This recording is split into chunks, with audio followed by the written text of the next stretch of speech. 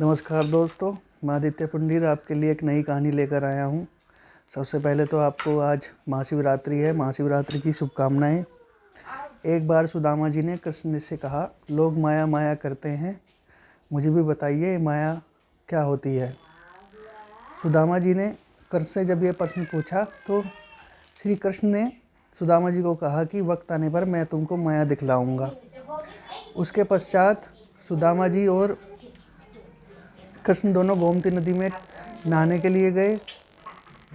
जैसे ही सुदामा जी ने गोमती में गोता लगाया, भगवान ने अपनी माया दिखाई।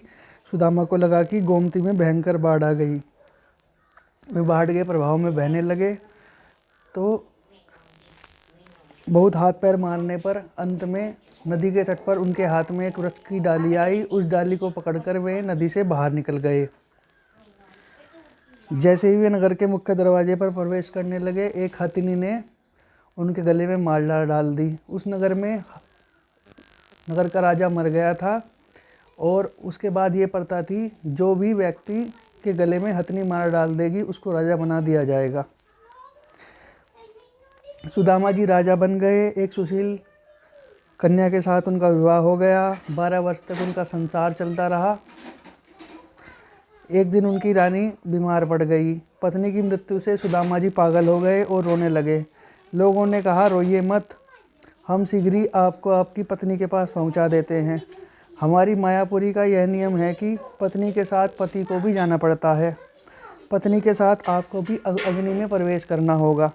सुदामा जी यह देखकर बहुत घबराए और पत्नी के लिए रोते थे उसे तो भूल गए और स्वयं के लिए रोने लगे।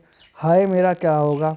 लोगों से कहने लगे, भाई मैं तो परदेसी हूँ, बाहर से आया हूँ, तुम्हारे नगर का नियम मुझ पर लागू नहीं होता।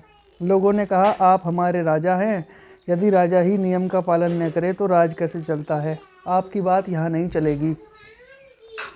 सुदामा वहाँ से भाग जाने का तरीका सोचने लगे, किंतु कोई युक्ति समझ में नहीं आती थी। अंत में वो बोले, एक बार मुझे स्नान संध्या तो करने दो, फिर मुझे जलाना। वे स्नान करने के लिए नदी पर गए। उन्हें घेर कर आदमी खड़े हो गए, कहीं भाग न जावे। सुदामा जी की घबराहट का कोई पार नहीं था। विपत्ति में भगवान को याद किया और नदी में गोता लगाकर नदी से बाहर रोते हुए निकले।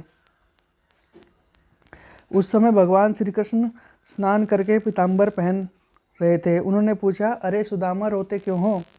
सुदामा ने कहा, अरे मैं सब कहाँ गए, वो राज्य कहाँ गया, मेरी पत्नी मर गई थी, वो कहाँ गया, मुझे कुछ समझ नहीं आता। भगवान ने मंद मंद मुस्कुराते हुए कहा, मित्र यही मेरी माया है।